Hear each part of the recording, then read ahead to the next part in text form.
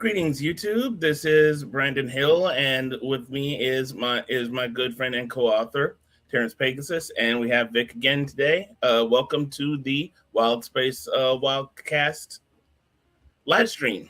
And so, starting up today, we are going to be doing a little bit of picking up where we left off. So it is, it is of course, how did this, what's this all about? Part 2, Electric Boogaloo. So we're gonna go ahead and dive right in. Just please remember, guys, if you're interested, if this podcast interests you, please be sure to give us a like and subscribe, and help us all out here.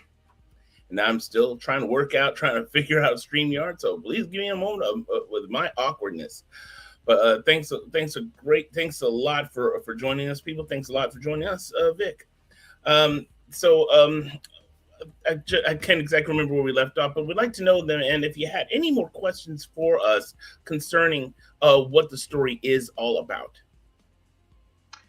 Well, I was just going to see where you guys were going to be going. I mean, there's lots of questions, lots of ways we can go with this, but it's like, I guess one aspect. I know we talked a lot about the characters and what their backgrounds were, but if you could kind of pinpoint what each of your main characters, what do they want? What's their, maybe not their plot goal, but what do they want in life that the plot is going to either, enhance or, cause obstacles for them? Well, Zerx kind of wants an easy life, but that's something that, he wants to, do what he loves, piloting Imani, spending great time at the pub after his matches are done, signing autographs, shaking hands, and just cruising through space, in the Reckless, in the ship that his dad left him. But of course, as the story progresses, he realizes that normal life is about as far as it's going to be for him, far away as it's going to be for him. So does he have like a long-term goal? Like, does he just want to not settle down, but just be married, have kids, just kind of do his thing? Or does he have aspirations of owning like a stable? What's the word I'm looking for like when you have like a whole group of cars in your, not a stable, garage of cars. Yeah, like like an F1 team. Does he want to do that? Does he want to progress? Does he want to own bigger things? Or what is his goal? What does he want out of overall life? What are his long-term goals? Well, I'm pretty sure if he could afford it, he'd definitely want to get more gestalts, but that's not exactly something even the richest people have. I mean, even the Pirate Queen only has one. But because they're kind of hard to come by and they're very expensive to maintain. But he is already married to Neela. Now, occasionally Neela does kind of talk to him about kids, and he kind of just goes, he kind of shies away from that because he never ever feels that he's ready. Now, what dad ever does feel that he's ready, But so he's kind of that dude who absolutely, who really wouldn't mind having kids, but really is always, now's not the time. It's not a stable enough environment yet for that kind of thing. So, though he's very much Brandon's character. The impression I've got of the character over the years is he just wants some stability in his life. You've got your ship, you've got your money. Everything boils down to money, isn't it? Being able to just sit back and know that you can do whatever you want to do without having to worry about where the next meal, where the next job's coming from. He's never actually won the title yet. There's sort of multiple things, like how racing drivers used to compete in different championships. There was one called the Gauntlet that tests out the skills of the pilot and the machine. He's done that several times, but the Gauntlet isn't the G1 title. You won the big title, you earn the big bucks.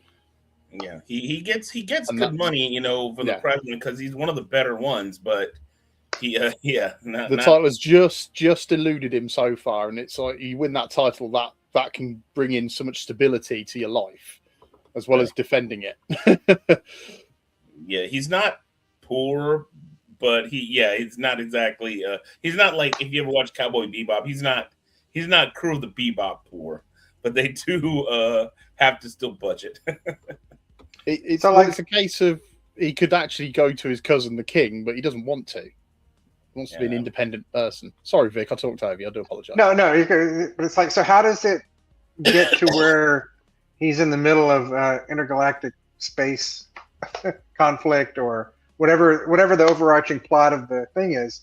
That seems like a kind of a dichotomy we got going on there. A little bit of a doesn't quite line up in my brain, at least at the moment. It's because of the ship.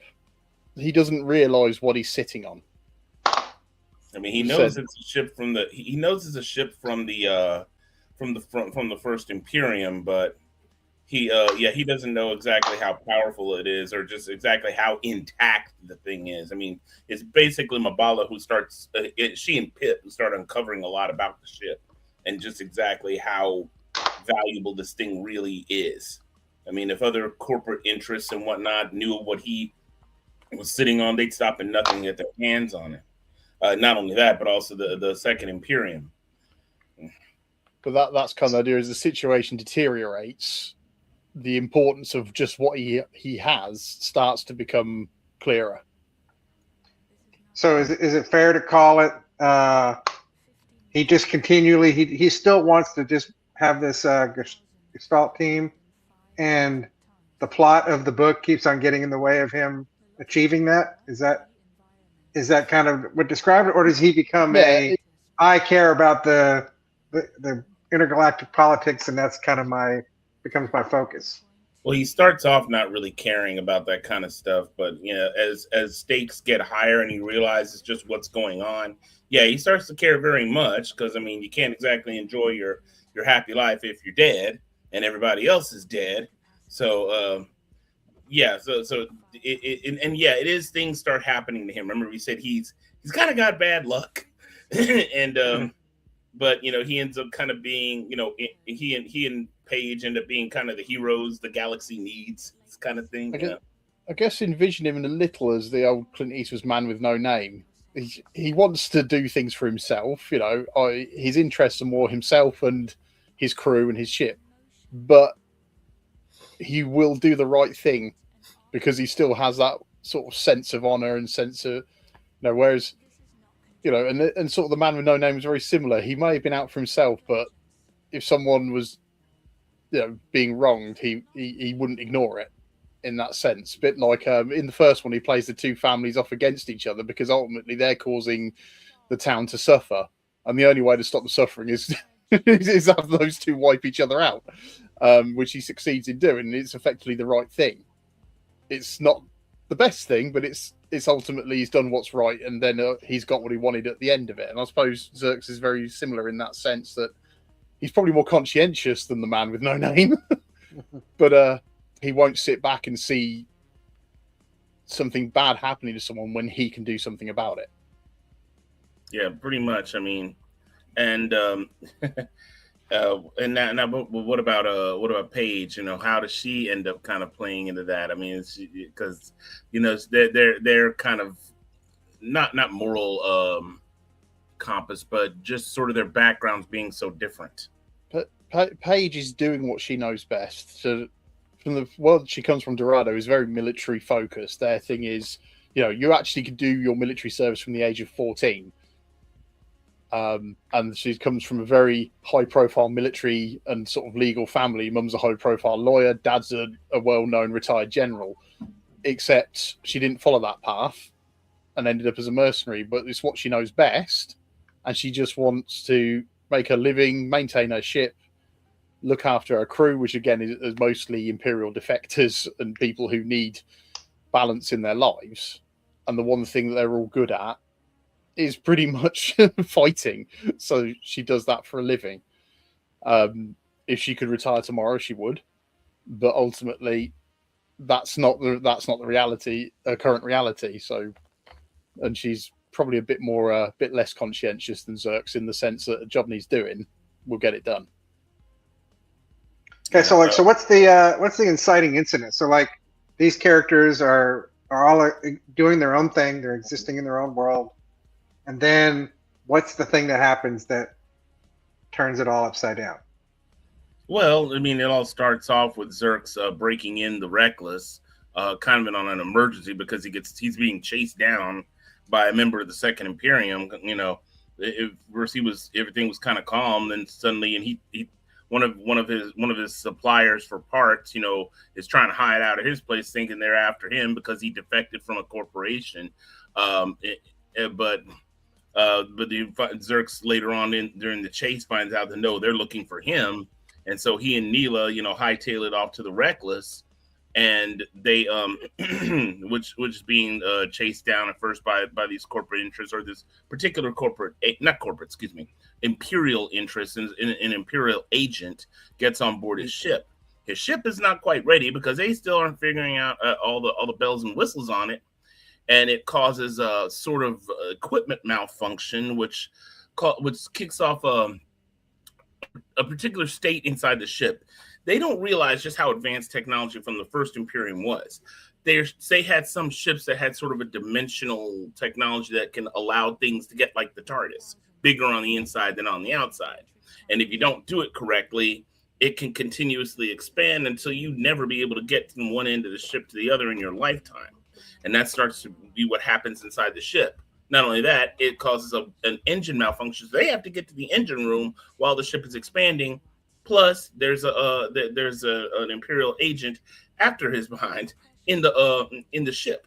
So so Zerx has to deal with all this, and then also just trying to deal with how the ship works, and fortunately for him, he also gets the help with the Shadow Star. Things do start to kind of end up getting solved, but that's because Paige is a mercenary. She's taken on a contract from the pirate worlds to basically monitor an area of space where there's been a lot of insurgency because of the previous civil war. There's still ones loyal to the previous.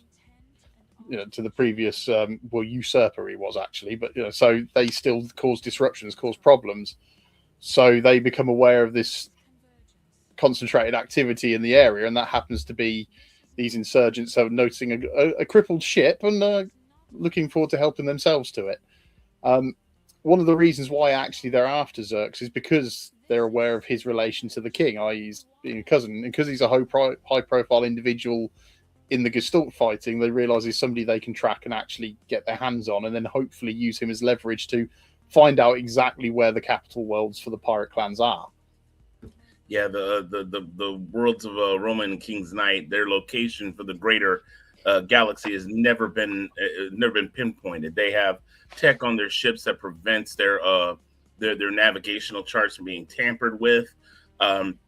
You're not allowed to be able to go on the bridge or anything like that. For if you're on a pirate ship, they tend to, for lack of a better term, kind of keep you blindfolded if they're on their way to the home worlds.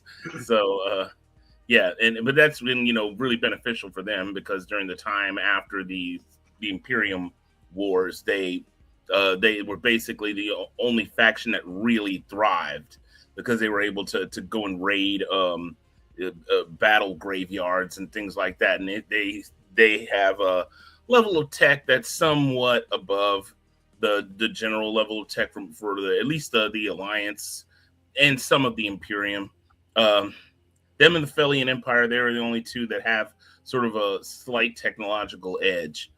Like I said, but the Second Imperium is actually rapidly getting back to a state of advancement. There, it's sort of one of those things, sort of a race technologically, because that's where you have the situation now. With the Second Imperium growing in power and in tech and annexing of the world, and you have the Alliance trying to hold it together to make sure they can fight against. You'd compare their tech probably to Cold War US and Russian technology. The US has got all the fancy bells and whistles.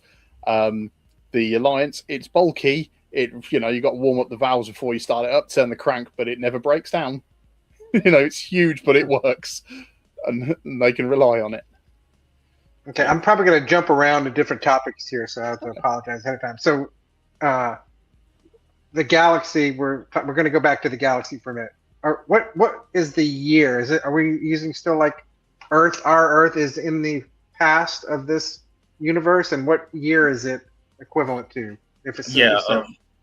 Now, Terry and I did kind of have a big discussion about this because we were talking about redoing the timetable a little bit. What did you say about that, Terry?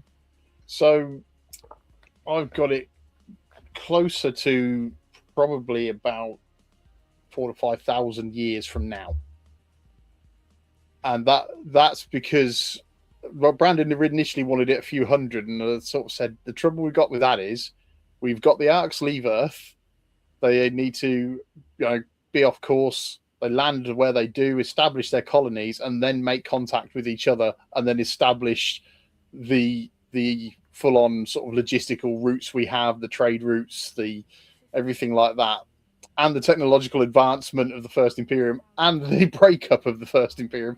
That's a lot to happen in a few short years. So I said, well, let's make this a lot further on, because that gives us time for everything to happen and then everyone to catch back up to where they are now. Okay, yeah, because originally I was thinking of more of it being along like the 27th century or something like that, but Terry was talking about the logistics of it all. We probably need to put things a bit farther into the future, so we can go with that.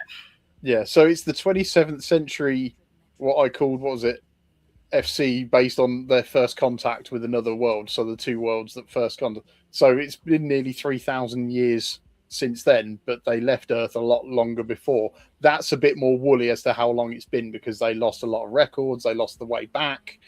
They have a lot of pop culture stuff, so we can do references, obviously, but sort of navigational charts and some of that, the journey where the damage that was taken means there's a lot that was lost on that side of things. So did Earth encounter a civilization out there, or are they the people that kind of started what became the galactic civilization? No. They're if you're talking about like in the very beginning, there was a civilization that existed even before the human race, but it was wiped out. But the only ones that are left are the Felians and the Vlisians, which are another alien race that the humans have encountered. When they first came to that region of space, it did some exploring and eventually ran into the Felians. The Felians had kind of learned about them through the Vlisians. And so the Felians are basically itinerant traders. They really hadn't expanded their territory past their home solar system. Not that they couldn't, they got plenty of room and plenty of resources there. So, why leave home if it's so nice and plush, Mm-hmm. And so they basically are they have like they go in trading ships and fleets, and it basically cross-pollinated their culture with human race, because what you have now are what are called space hippie fleets, which are kind of humans that are itinerant traders and people who like to live kind of on the go. They pretty much pack up home and go with them. They have ships that are basically agricultural ships, that kind of stuff, and they go try their trade in a manner similar to their main ships are actually lots of smaller ships literally bolted together. They've salvaged hulks, they've salvaged big, so you will have a huge ship drive with lots of smaller ones attached to it that everyone uses as the hab sections. And yeah, so they have also like they have like the greatest amount of interbreeding between Felians and humans, even more than other planets. So you do have Felians that have kind of then that itinerant trader thing has crossed over to human culture, and many humans do the same thing. So yeah, to make a long story short, that's kind of how they first met Felians, is through itinerant trader groups that came into human territories and established friendly relations. So are all the humans originate from Earth, or were there humans out in the galaxy that Earth people encountered at some point? No. Humans are from Earth. All humans originate from Earth? Okay. Yeah, they all originate from Earth. The lineage goes back from that. Basically, the idea is we've colonized the solar system, colonized Earth. We've used everything up. It's time to go further afield, and that's why they built these huge, let's say, insta colony ships. Basically, it's like one ship lands, you can build a colony with its resources aboard it.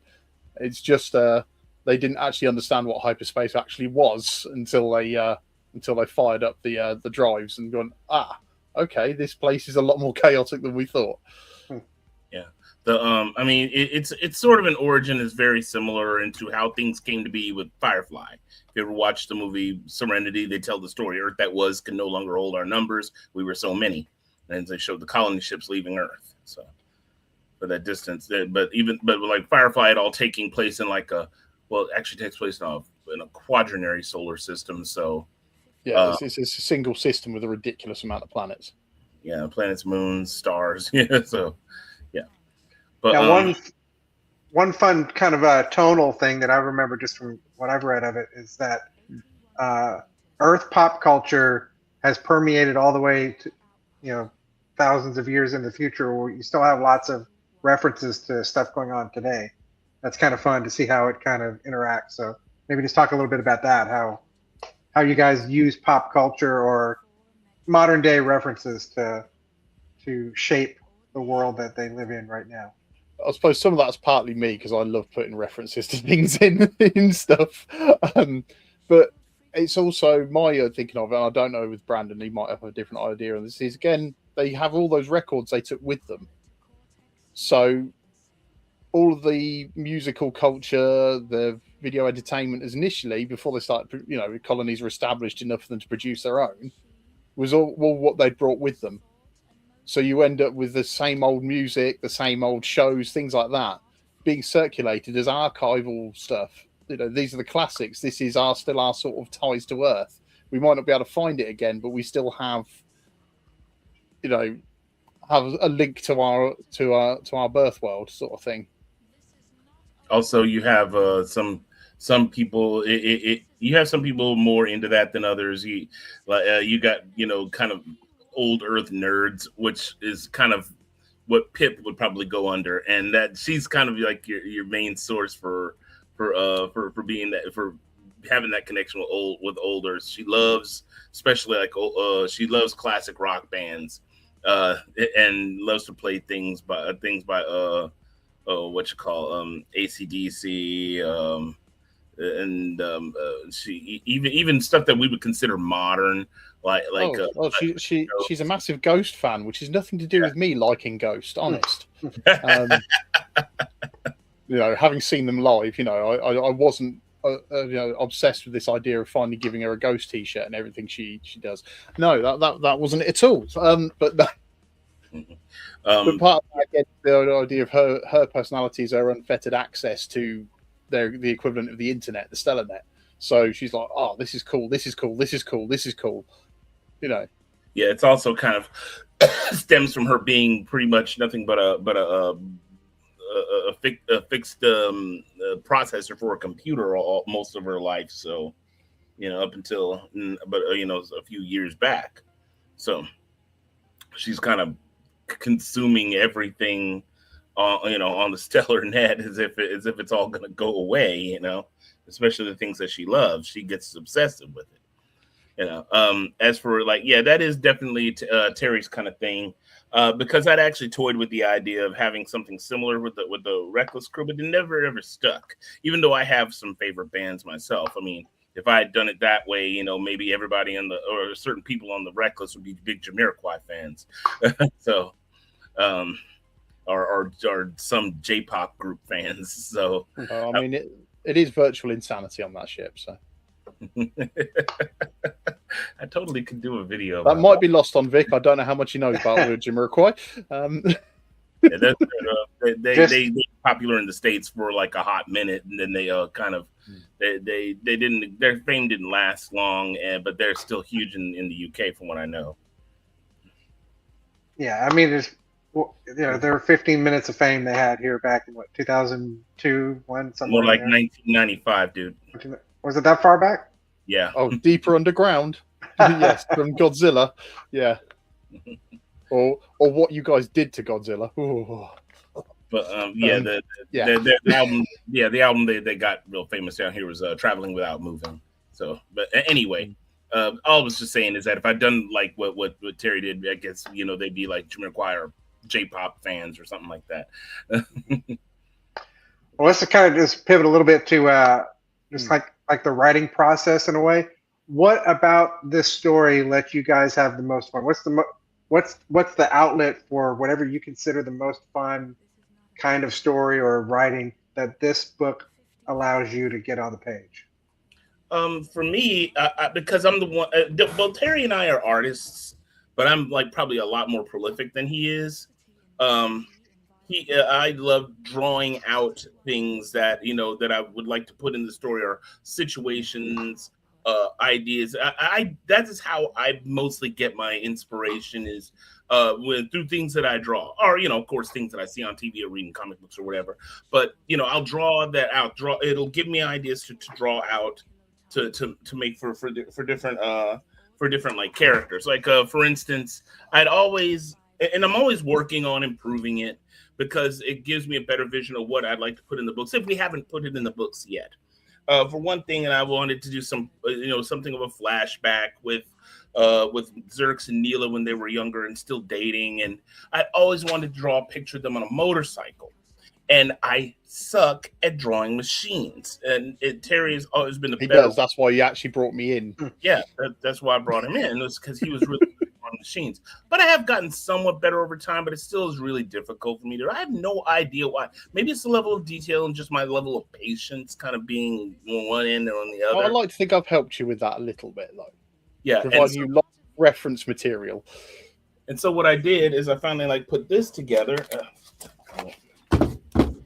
Page had to fall out, and that is like one of the first times I've drawn something that of a machine, and with Xerx and Neil on a motorcycle, that I really was proud of, and I really like to use something like these big Judge Dredd tires. Hey, I like my eyes. Dude, I draw anime style. You're gonna get your big eyes anyway. No, I said Judge Dredd tires. Oh, the old Lawmaster. Eyes, sorry. It doesn't like cornering because the tire's as wide as the bike. Yeah. That might change once I get it all done in digital. Anyway, what I'm trying to say is this. I put these things together to give me ideas of what I'd like to put in the books, or at least to visualize what we're going to do, because I'm able to see it better in my mind's eye and be able to describe it better. So that particular process from drawing to get ideas what I like, that's my favorite part of the process, and that's what works for me. I mean, my whole thing is that Brandon will tell you I'll build a world in minutes because I just like creating. A lot of my characters I think are probably more damaged than yours as well. There's something about creating a person with demons I quite enjoy. A lot of the tank characters are defectors and stuff like that, but the way I treat them is the idea, like RoboCop, he's treated as a product rather than a man. Okay, he's just a brain with a face in a body. These are genetically engineered soldiers, but they're still people ultimately.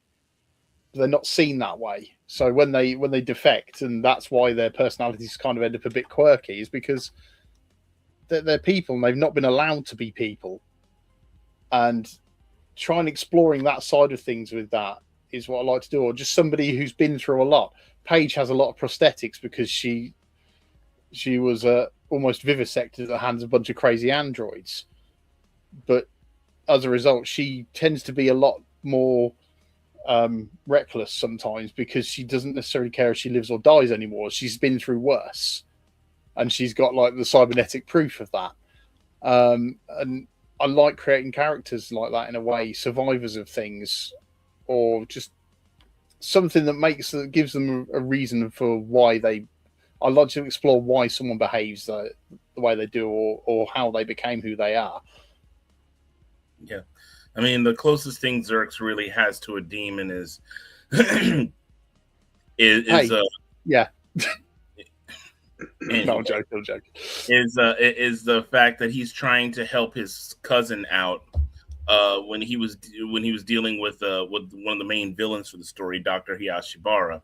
I wrote, before we really started writing the books in general, I wrote a couple of short tales, and one of the first ones that I wrote was a story called Combat Pay Blues, which centers on Zerx's cousin Irid. When he's sent on a mission. Not Reed. Isbar, not Irid. I don't know why I get those two mixed up. Guess because the eyes. He wrote it, and I remember it better. What does that tell you? Sorry, his cousin Isbar. So Iz is sent on a mission. He was a former mercenary, and he was sent on a mission by the Alliance to go into Imperial territory to Icona, their capital world, and try to get some intel. And during that mission, he discovers Dr. Hyashibara running a secret lab where she took a bunch of Thelian children, disconnected their higher brain function. It was trying to basically harvest their own psionic abilities, even though their psionic abilities would have been far less than something like a tertiary. But you can't exactly get a tertiary. They tend to be way too hard to handle. Anyway, basically she murdered a bunch of children. And this was connected to something that happened on Andrahara, which is the Thelian's homeworld. They were wondering why all these children had suddenly gone missing, but they did connect it to a faction of Harakia Thelians, which is a big, almost like animal-like Thelians. I have to describe Thelians at a later point. Anyway, they're the ones that were responsible because there are some factions of Thelians that didn't like humans all that much. Very, very few, but they were a number. Dr. Hyashibara kind of put them to work for her, taking these children. Well, we learned what the doctor did. He tried to kill the doctor, but it didn't quite work. The girl is basically a little cockroach, and she ends up being that, throughout the series. She's really hard to kill. She always seems to think like several steps ahead of everybody else. So when you're going up against her, you're playing 4D chess. So yeah, he has that particular hatred when Zerx learned about it. And the thing is, his cousin married a Thelian, and they have a very large family. So even though their family wasn't as large at the time, he was worried for his children, and so he has a personal vendetta against this doctor. And then two of the members of his crew, well, three of the members of his crew are Thelians, and one has a son. And this was during that time that he was worried about his son might have just only been a baby. But he was worried about the safety of his own kid, and so they all kind of have a shared what you call incentive to take this woman out. So that's pretty much like the only thing Zerx would have close to demons. So he's doing this for others. He does love to help others if possible. So that's one of his really good points, and especially if it's his relatives. He sees himself, being a pirate blood, especially if you're part of that family. He will cross the galaxy for you, and so it's because that strong ties with family. He shares that hatred of that woman and wants to get her just as bad as his cousin does, even though he's pretty much retired to Andrahara and can't do it anymore. Okay, well, my next question is actually, you kind of set it up pretty good there. It's like there's going to be about the aliens. I know you'd mentioned the Phalians and the Velicians. Are those the only other alien races in this galaxy, or are they the main ones? Or how do the aliens work? What do they want? Are they empires? Are they trying to conquer all the other places, or is everybody just kind of doing their own thing, getting along?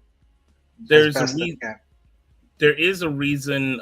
Well, first of all, the Velicians kind of took the Thelians when they were still relatively primitive and kind of uplifted their civilization to where it's technologically advanced. Actually, before we get into that, let's just kind of basically describe, like, what is a Thelian? What do they look like? What's their basic thing, and what's a Velician? And then we'll go into their backstories a little bit.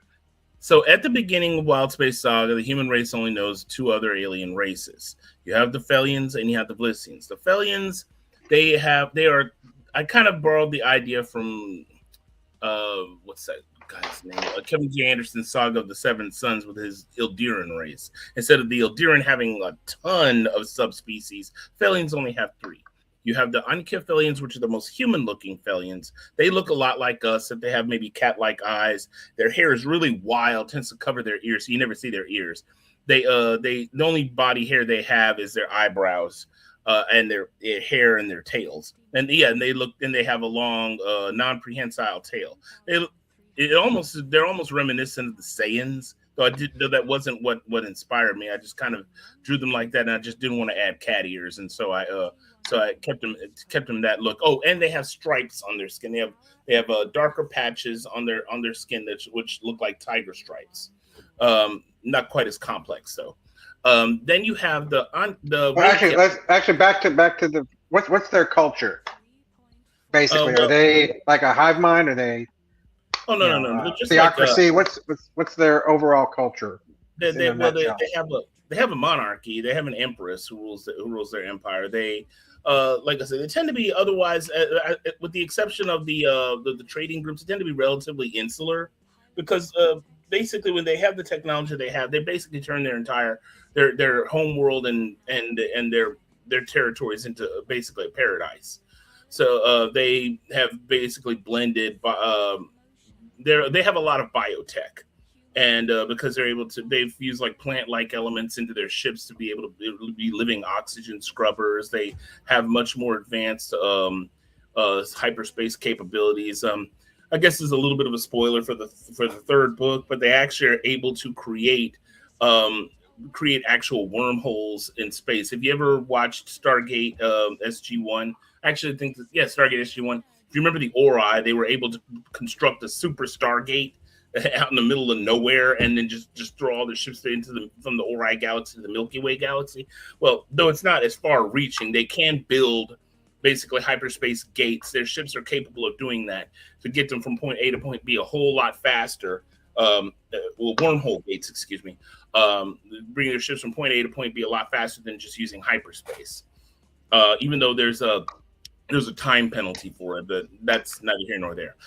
But back to the species in general. So you have the Ankyphalians, like I said, which are more human-looking ones. Then you have the Rachiaphalians, which do look like that kind of that anthropomorphic animal thing. They have like they have animal-like ears. They have a slight muzzle. They're covered in fur or hair.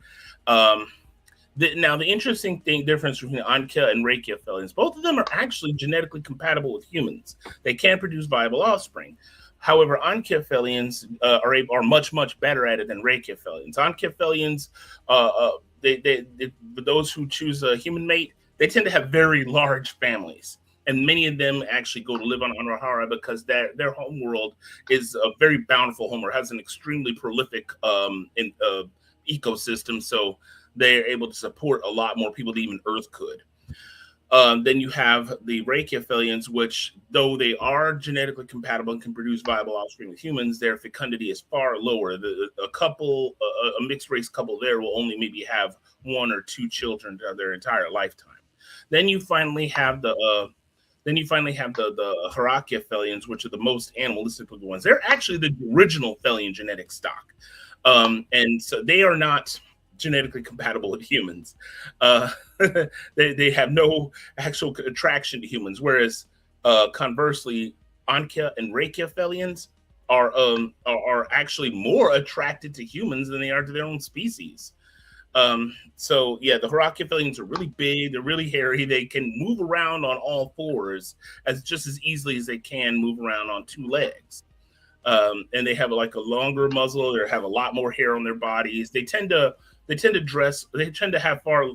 prefer far less clothing outside of maybe protective armor or something that a guard might have. They tend to just wear like a loincloth. They have no attraction to humans. They actually do have a very, very strong maternal and paternal instincts. They're very protective of children, even human children. And sometimes they'll have on Rahara, you'll see them working as nannies from time to time. So you'll have them they form very, very strong bonds with those children they protect throughout their lives. Now, for Vlissians, they look very, very different from Phalians.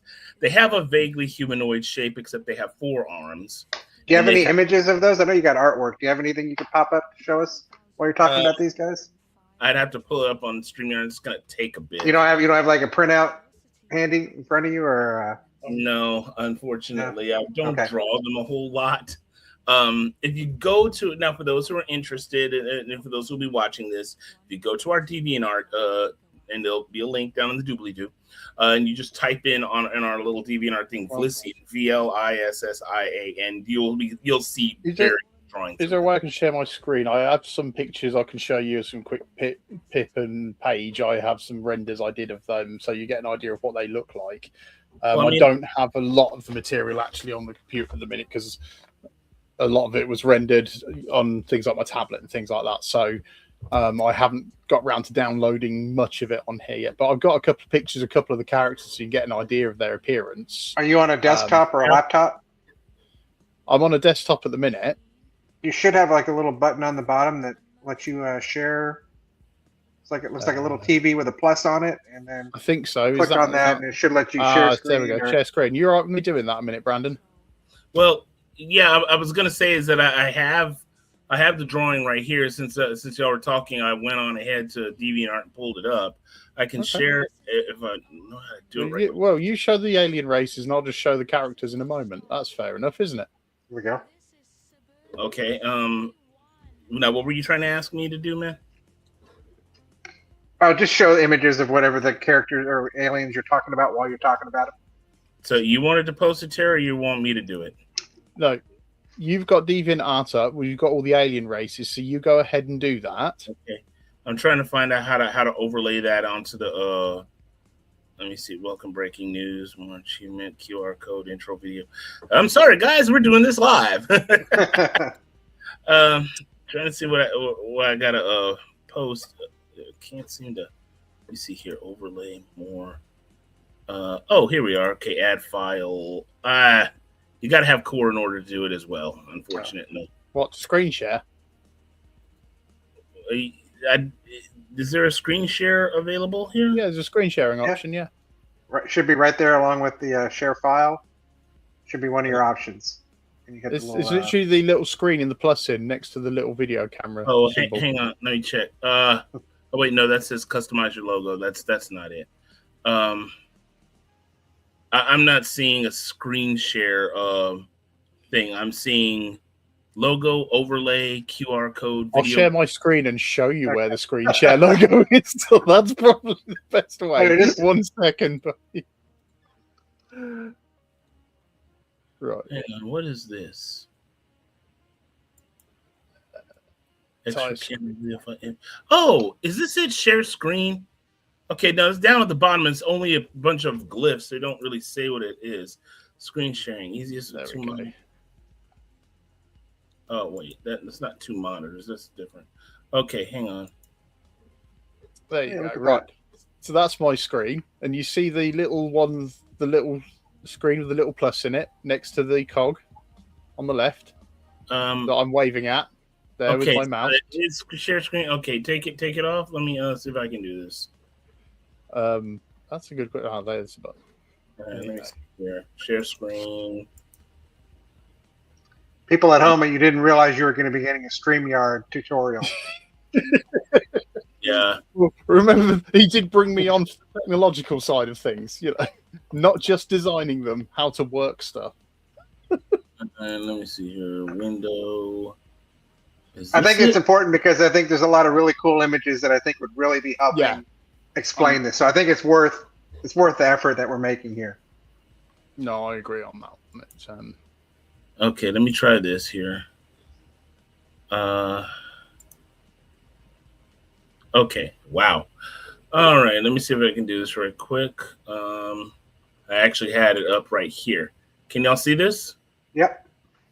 Okay, so yeah, for those of you who are, let me scroll this down, unfamiliar, this is what a Vlissian looks like. This happens to be the Ambassador Shesmi, who makes appearances here and there throughout the books. They have four arms, and they have like as you can see, they have 4 legs. They look sort of like vaguely like a centaur with a cone head. Interestingly, they are not a corporeal race. They that crystal thing that you see right there. Let me see if I pull it up. That is what they really are. The body is just a projection. And that is there's more to it than that. Let me take this. Is that something everybody knows, or is that something only the readers know? Is that like widely known? Actually, it's going to be it's known only in the story. It's known only to certain people. It's because in the third book there is a mention of that for a particular reason. And it's kind of fun. Let me see it. Let me see. We got another comment here. Oh, okay. So anyway, so yeah, so you do encounter this race, and they tend to be the mysterious wise race. I was very much influenced by the Vorlons from Babylon 5 when the race started kind of forming in my head. They're not quite so cryptic. They're a bit more affable and gregarious than the Vorlons tend to be. Though they have their own plans, and when it comes to Vlisians, humans are both fascinated by them and scared crapless of them. Though they do know is that if a Vlisian deigns to speak with you at all, you tend to listen, because what they have to tell you may very well change your life.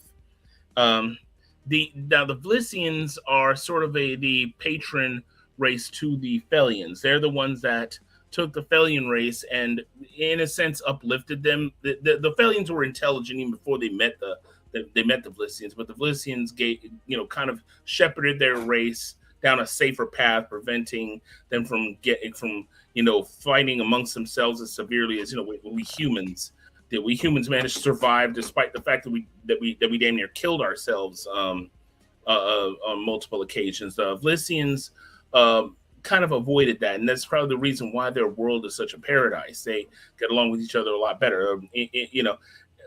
For the most part, racial hatred, ethnic hatred, that kind of stuff is something that is totally unknown to them outside of just a few small bits here and there. Whereas, like I said, with humans, that is still now in this particular future age. Interracial hatred is nowhere near as the way that it is now. For the most part, that's pretty much been done away with, especially when you have an alien races now having to deal with. That kind of thing has been transferred unfortunately by some to the Vlisians and to the Felians. And they can't really do much of anything to the Vlisians. Unfortunately, they can do things to Felians and also Felian hybrids, which you do have a lot of in the in Wild Space Saga. And then you also have what are called tertiaries, which are sort of the third generation from Felian hybrids. And they look like humans. They look completely human, unlike their Felian hybrid parents, or even if it's an interesting thing about I gotta backtrack a tiny bit. There's an interesting thing about Felians. Let me stop this screen right quick. Okay, so it's an interesting thing you got to know about Felians is that even if you don't become a life mate of a Felian, if you shared any kind of intimacy with a Felian, they tend to leave a genetic imprint on your DNA, and that can be crossed over to any children you might have, and so many of them might have a probability of being born as tertiaries. Tertiaries, like I said, are that third generation. They're the result of a hybrid, getting with a human, or a human having that genetic imprint. These humans have extremely powerful psionic abilities. They're like psychers from Warhammer. Maybe not that crazy, but they're very powerful. And some a bit more powerful than others, but it's impossible to really hold them down. They are forces of nature. And so, and this is actually according to a plan. And as the story progresses and you get to the big bad evil guys, that plan starts to come to fruition. It's not just them, however. It's a combination of tertiaries and a lot of other things that are able to bring victory to the human race. And that's what you'll see as the story progresses. Not only that, there are other alien races out there, Unfortunately, many of them were twisted by something that happened to them a long time ago. One race we actually do run into, and there's only a very few of them left, but one of them ends up affecting a particular character's life in a very profound way, and in a way that affects the rest of the human race. So Now, you'd mentioned the Imperium. Is that the previous human empire, or is that something that pre-exists humanity? yeah, that the first Imperium was what ultimately formed the original colonists over time, in order to better unify the governments. Unfortunately, the human race tends to be their own worst enemy, and it in a very relatively short amount of time fell apart in the worst way possible. I mean, the resulting conflicts not only destroyed some worlds but also messed up the environment of a lot of other worlds to the point where, as in the story's present, they're still feeling a lot of the damage. Saburna, which is one of the most affluent of all the worlds, used to be a lot more hospitable to humans, but it's the interior of the continent. The planet has like one mega continent, but now the interior of that continent has become it's become sort of wasteland. But fortunately for them, the areas along the coast, think of Saburna as Australia expanded to the size of a planet. In Australia, you have all the coastal regions are basically really nice areas to live there, but in the interior you have the outback, which is pretty much mostly desert. That's kind of like how Saburna is. It's also why technology isn't as good as it was back then, because everything back then was dialed up to 11. You know, they'd advanced so much. So had the weaponry. So you were a case of you just vaporize another ship, but then at the same time, there's a lot of stuff just killed each other because it was that powerful. That's why there's not much left. And as a result, people were left with all the more basic stuff, the freighters, the general stuff to get by with. And it's like, okay, we need to pick up from where we left off. There's been a lot of reverse engineering of tech and trying to understand how these things worked, because as you can imagine, entire worlds were destroyed, and these things contained all the copies and the copies of the copies of how to build this stuff. Also, the one particular world, the destruction that the Imperium Wars caused, actually completely restructured their society and for the rest of the time going out, and that was the Jakarta's Pride. The planet used to be ruled by an incredibly hyper patriarchal cult, and where women were basically treated as basically just breeding stock, but their knowledge of genetic engineering was second to none.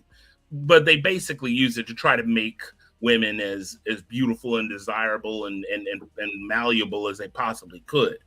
Well, that world got some of the worst of the war by a ton of different kinds of chemical and biological weapons that were used on its surface.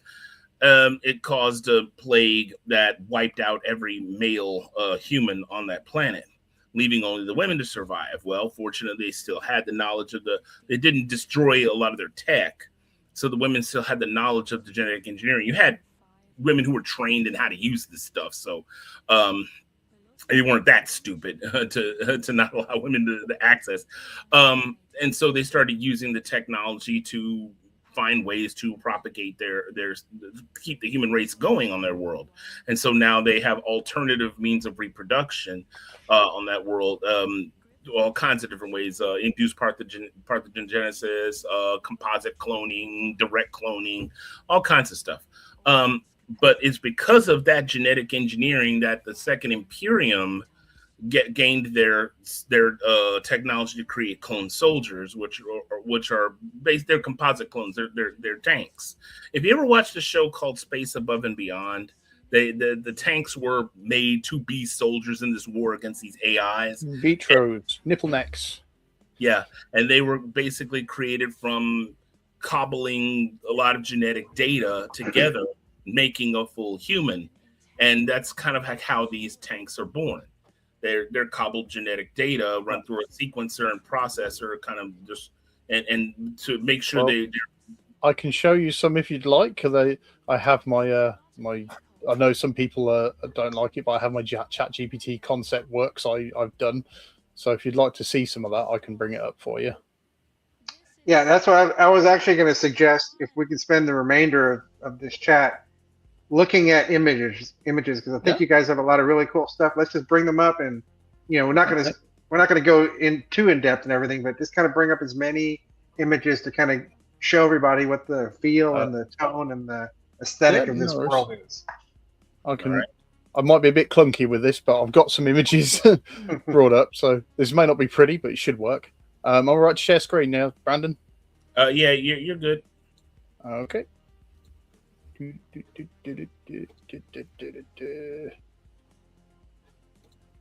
That's the one.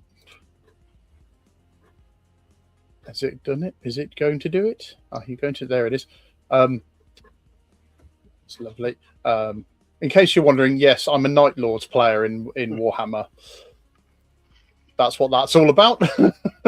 But right, so what I've done is I've got some images here ready. So initially, this is the character Pip that we talk about. So because of she was a human processor, as we said, she's a human processor, is what they call a tech tank. So they're literally plugged in, and they spend all their time just processing information. There's hundreds of them in a hub, and it's better than any silicon chip you can ever have. But because of eventually being able to escape and being able to actually express who she is, she's become something a lot more as a result. They all have this grey skin, this black and white hair, and usually crazy coloured eyes. Hers are black. Simply because. So that's actually what her color is. That's her color. That's not just a black and white image.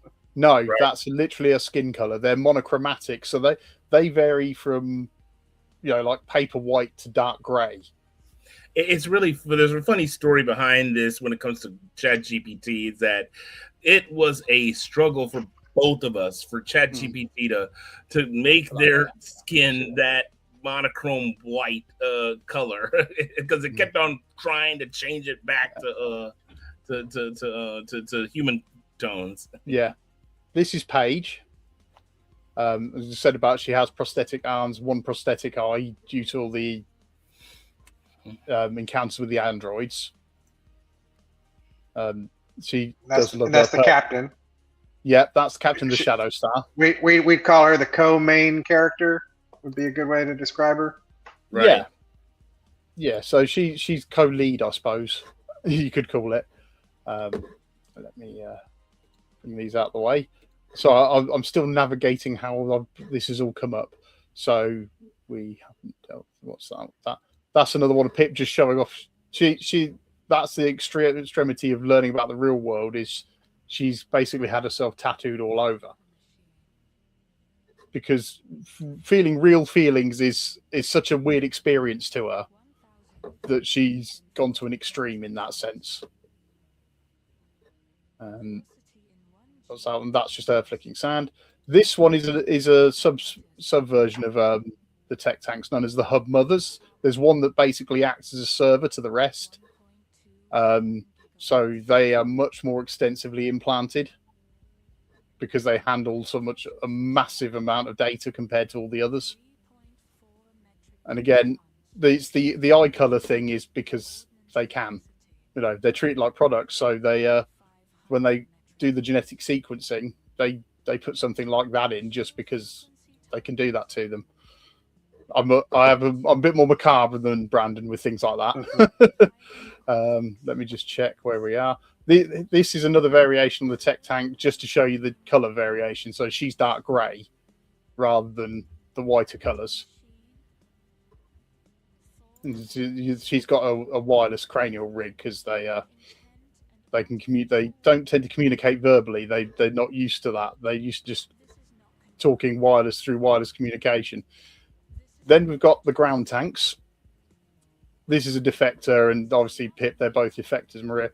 As you can see, they're a lot bigger than the techs, because tech tanks are meant to be compact. So they're only like 5 foot tall. Maria's pushing 7 feet.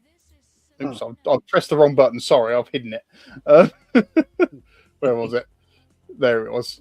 But also because they're used to wearing armor and things like that, once they are actually in a different environment, the smaller ones, the tech tanks, tend to wear a lot of compression gear because their muscles aren't very good.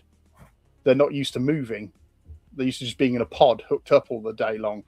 And whereas Maria's used to being in armor all her life, so she wears dresses and loose clothing all the time because it's just a new experience for them, something else. They get to be human beings for a change. That's that one. That's her on her own. So, the squarer jawline, the whiter skin, the streaks again. And weirdly enough, reminds me of Lucy Lawless. So we have Xena, warrior princess there. So go on, Vic. Oh, but go ahead and take it off the variants. Go ahead and take it off the screen share because I just want to show a couple of drawings that I did. Now these are my own. I really meant to show off the ChatGPT renditions, but I'm proud of my art anyway. So so I guess I can just show my own stuff. Just a couple of things. I was trying to make sure that I could do it so that let me see here. Give me a second.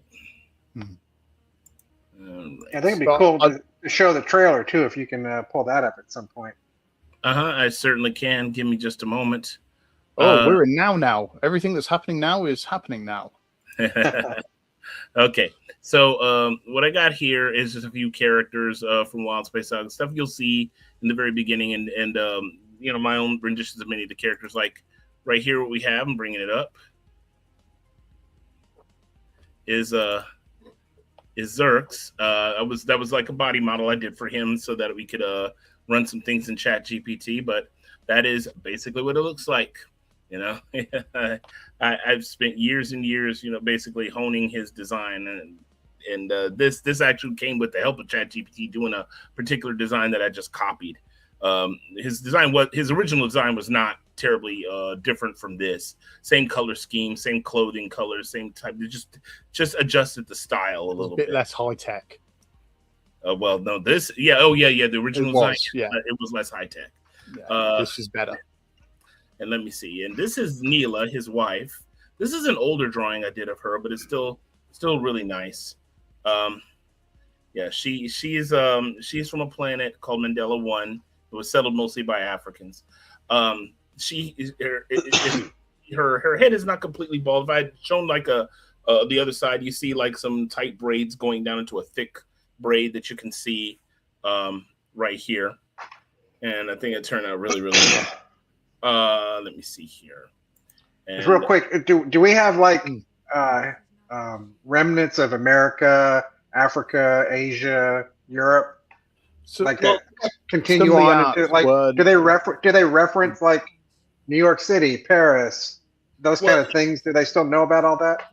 Yeah, there are records of old Earth and old Earth cities and things like that, and there are cities that are named after cities on Earth, like on a planet called Haven. There's the largest city is called New St. Louis. So okay, yeah, exactly. Yeah. That's what I was talking about. Let me see here. They've got plenty of records. It's just location data is lost. Mm-hmm. I just wondered how much the culture of the past is influencing the culture of the present of the story, to where the characters are actually thinking of, we have the Roman Empire is still 100% dominating our culture today. How much of that is? You definitely still have cultures of various nations and whatnot still influence certain things. You have countries and various regions of planets that still have governments that are similar to what we had, on old Earth. The more things change, more things stay the same. And this, of course, is a picture of Alexa, our pirate queen. Now, this was really a picture of her when she was a bit younger, but she hasn't really changed all that much. So I think it gave her hair being a little too big, but I think it still looks pretty cool. Well, I have some renders of her as well with her, based on an old beach drawing that Brandon did of Irid actually getting hit by a beach ball, and we're like, well, who threw that? So I recreated those scenes with GPT, so that he knows who threw that beach ball at him, and it was very much Alexa. And Yeah. And this right here is Nemesis, who is a very prominent character in the first book. As you can see, she wears the Imperial insignia. That you get close up right there, so you can see the insignia. That's sort of what the second Imperium insignia is. We have actually flag drawings too, but this design is like something both me and Terry worked on when it comes to her uniform, and wow, it looks cool. Now let me see. You said you wanted to see the video. Let me see if I can dig that up. I'm trying to remember where I put it. And if not that, I know you have some renders of some of the other stuff that you've been working on. It'd be kind of cool to see some of those. Yep. Because it is something completely different. When you see this stuff in motion, it kind of gives it a completely different feel to it. Okay, here it is, and I'm hoping that it plays the music. Just let me know if you can actually hear it. Okay. Oh, did you share your computer audio? Hang on. Can you hear it? Okay. Lower it just a little bit, maybe. Okay, let me. Okay. Right. More. There we go.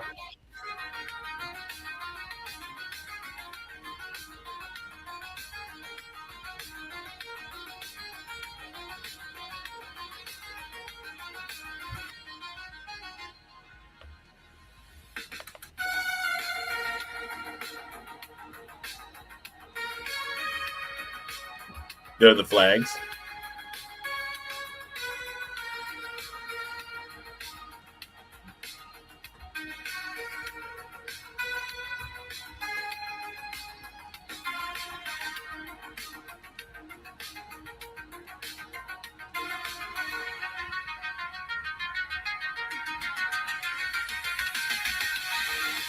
And these are all animated versions of art that we've done.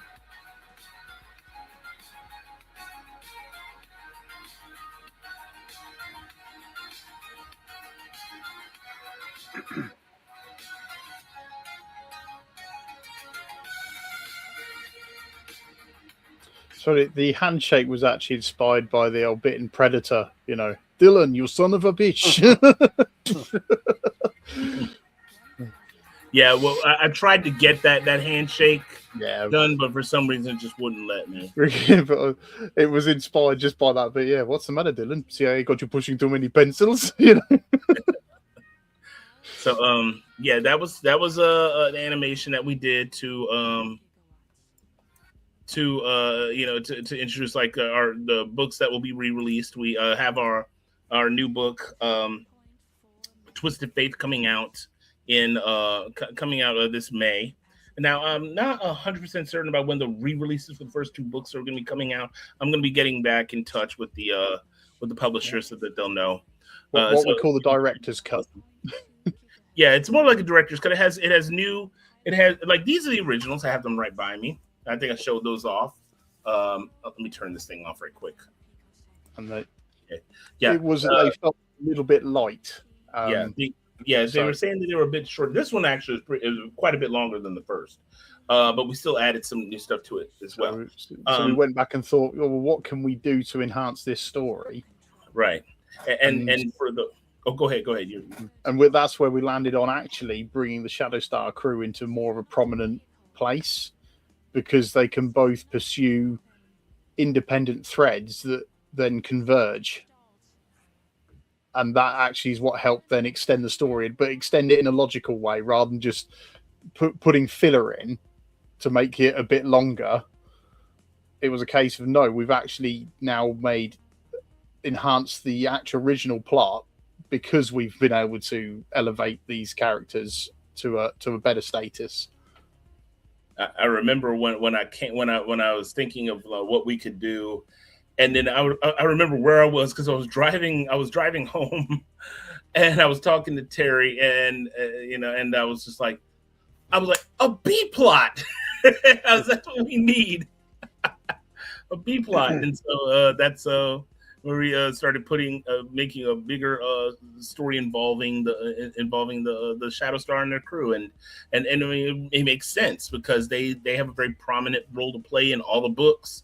So why on earth did we give them such a small amount of space in the first one? So when the book is re-released, that's what you're going to be seeing is a much bigger role for the Shadow Star to play in this, and also we cleaned up a few things here and there and worked on that. Night. So I'm just going to bed, so she just said good night. So yeah, it's it's gonna be really good. I'm gonna get in touch with the publisher, make sure we know exactly when those are gonna be coming out. And as we said previously, I don't have a picture to hand, but I have my little model of the Shadow Star, if you wonder what it looks like. Yeah, that's pretty awesome. I was struggling to draw it, so because I build a lot of miniatures, paint a lot of them. I built myself one. In real life, how big is the ship? Like that one is 350 meters long, so it's about 500 feet. Is that 500 feet roughly? Yeah. Okay. Yeah, it's about 100 meters tall. Got sleeping quarters in there and everything else like that. Yeah, so it used to be a transport. The idea was it was a wreck and it's been rebuilt. So there's still loads of quarters and everything like that, as well as the crew's personal quarters. It's a crew of 7 because it's been rebuilt with a lot more advanced tech. So a lot of it can run itself. So you don't need like huge engineering crews to maintain it in that sense. But if they're on a particular contract that requires a larger crew, they can accommodate it. Is that a typical size of a ship, or what's the scale of ships in this galaxy that we get to? The average is about 300 to 400 meters. Then you get the odd capital ship that is huge, but they're rare because they're usually older ships. I think the biggest one we've got is the Bellerophon. It's 4 kilometers in length. But it's literally the only one, and half of it doesn't work because it's a recovered ship from the first Imperium. And like I said, we already know about the Reckless. It's a recovered warship from the first Imperium, and very little of it was damaged. So, but anyway, with all that, guys, I think we need to go ahead and wrap it up. And thanks again, everyone. Thanks again for joining us. So those of you who came in during the chat, so that one guy, and and also for those of you who are going to be joining us after the fact, we do thank you for checking out our video. We do ask that you comment, rate, subscribe, and also follow us. We have various parts of that various links that we're part of down in the doobly-doo.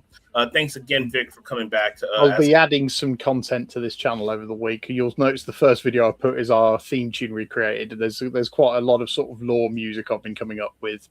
So there's a few bits like that that's going to be sort of coming up onto the channel. And I'm also going to be adding the trailer here on the Wild Space Saga channel, and a little thing that we did that narrates a particular part of the story. And we're going to be having something a little bit different the next time we come on board. So we're not just going to be talking about what's it all about, and we'll be giving you more information on that as it comes down the pipe. Most likely, our next live stream will be Friday, because I have to have it coincide with the way I work. I work like alternating shifts. So on one week that I'm off Saturday, I got to work that Saturday, but I'm off that Friday. So it's going to be Friday, Saturday, unless something comes up. We'll definitely let you know about that. And once again, thanks to Vic for being here. Yeah, thanks, man. You were a big help. Yeah. And so. All right, and so everybody, thank you very much for joining us. And as always, I am Brandon Hill. Down here is Terrence Pegasus. We are the writers for Wild Space Saga, and I hope you will come back and join us again and follow the Northwest Passage. See what he said. See you later.